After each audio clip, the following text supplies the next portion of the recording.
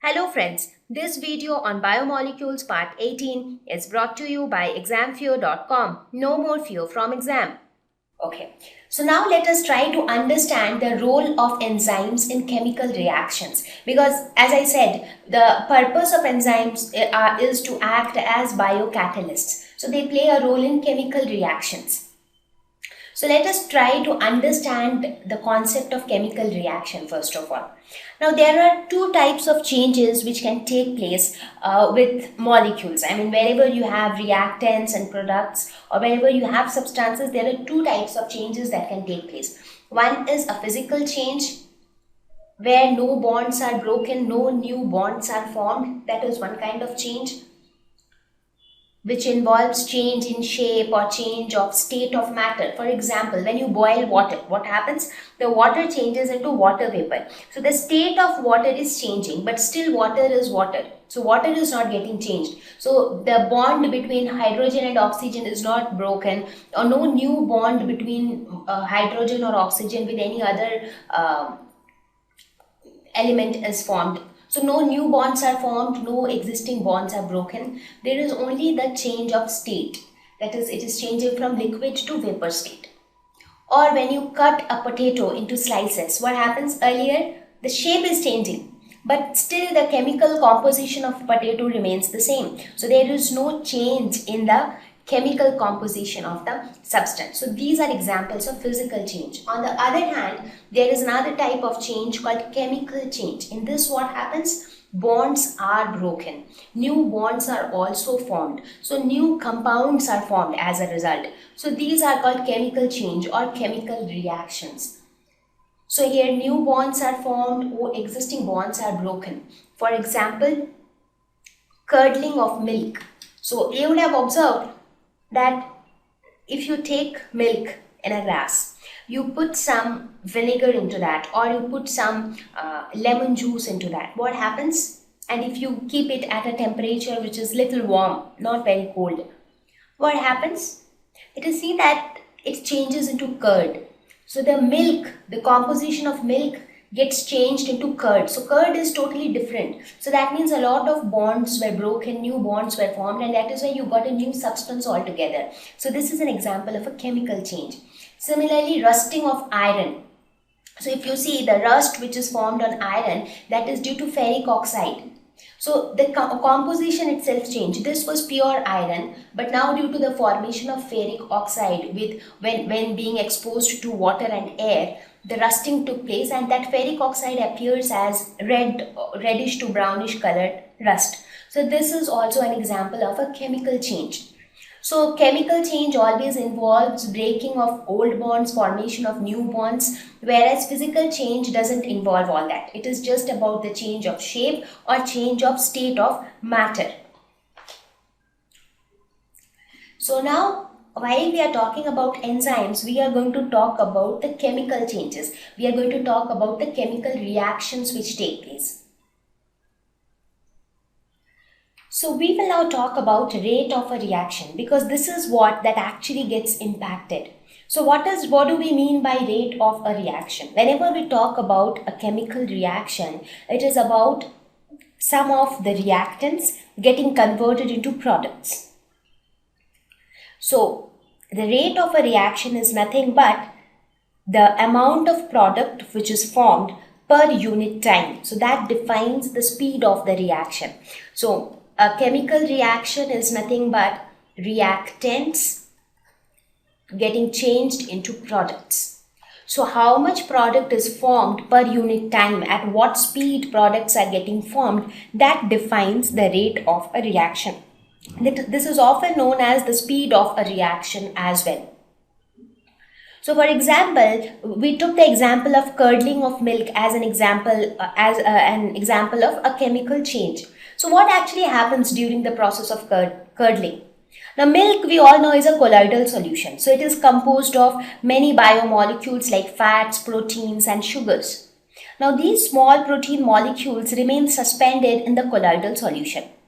Now when you add something like vinegar, or when you add something like say a lemon juice, the pH of the solution changes, As a result, the protein molecules start attracting one another and they form clumps. And these clumps together makes the milk change into curd. So this entire thing happens due to change in pH. Now you would have also seen that suppose you have a milk in a glass. If you put that glass of milk inside your refrigerator, what happens? The next morning you see that the milk is absolutely fine. Why? Because when you put it in the refrigerator, its pH is not dropped. So the environment or the pH doesn't change, and that is why it doesn't curdle. But when you keep the same milk outside overnight, I mean, you do not put anything like vinegar or something, but you just put it outside or put it in an area which is little warm. So what happens, due to the rise in temperature, the pH changes and the milk curdles. So this is how the chemical reaction take place. Now the amount of product which is formed over a period of time, that defines the rate of reaction. And let us take an example of carbonic acid. What is carbonic acid? This is an acid which is formed from water and carbon dioxide, H2CO3, that is carbonic acid. Now what is the chemical reaction for formation of carbonic acid? It is CO2 plus H2O forms H2CO3. So this is the reaction for normal reaction where there are no enzymes. So this is the reaction. Now let us take this example and let us define how do we define the rate of reaction. So rate of reaction is the amount of product that is produced per unit time. So this is how we define rate of reaction. Now there are many factors that can have an impact on the rate of reaction, like temperature, pH, and etc. So here we will see how enzymes affect the rate of reaction. Now if this reaction takes place in absence of enzymes, it is observed that around 200 molecules of H2CO3, that is carbonic acid, is produced. Now if you allow the same reaction to take place in presence of an enzyme, carbonic anhydrase. Carbonic anhydrase. So if you allow this reaction to take place in presence of this enzyme, it is seen that 6 lakhs of molecules are produced. So just look at the difference. Earlier it was 200 and now it is 6 lakhs. So the amount of product which is formed is huge. That means delta P is increasing. When you make use of enzymes, delta P increases. So if delta P increases, that means the rate of reaction also increases. So the reaction becomes faster. So here in this case, we see that the rate increased almost by 10 million times, which is huge.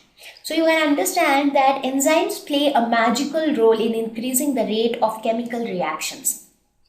And the reactant on which the enzymes act, they are known as substrate. So substrate is the name or is the term which is used for the reactants on which the enzymes act. So reactants on which enzymes act.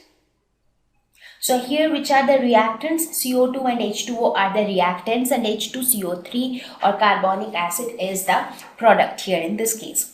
So now our aim is to understand how enzymes increase the rate of a reaction. So now we will look at enzymes in metabolic reactions. So by now we all know what are metabolic reactions, the reactions which take place inside the body of a living organisms.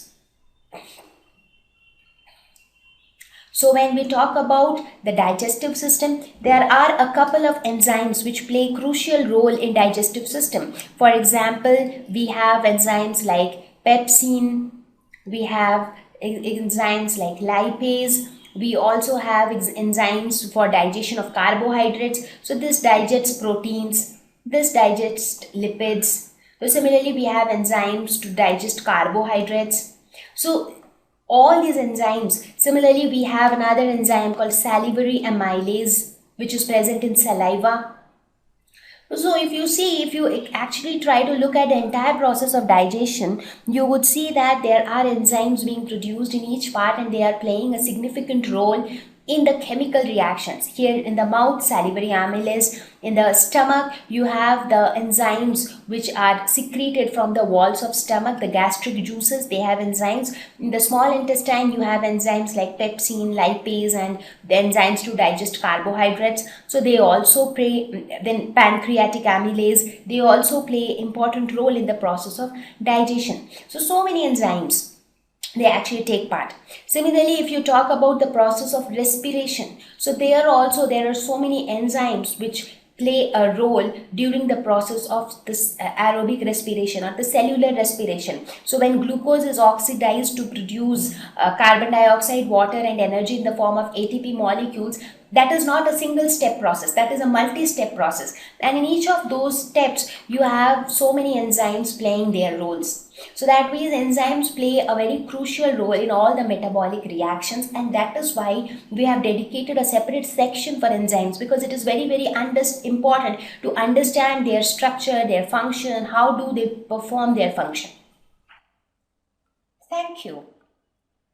Please visit www.examfear.com to watch more videos, attempt free online test, get free study material, find tutors and mentors. Thank you once again.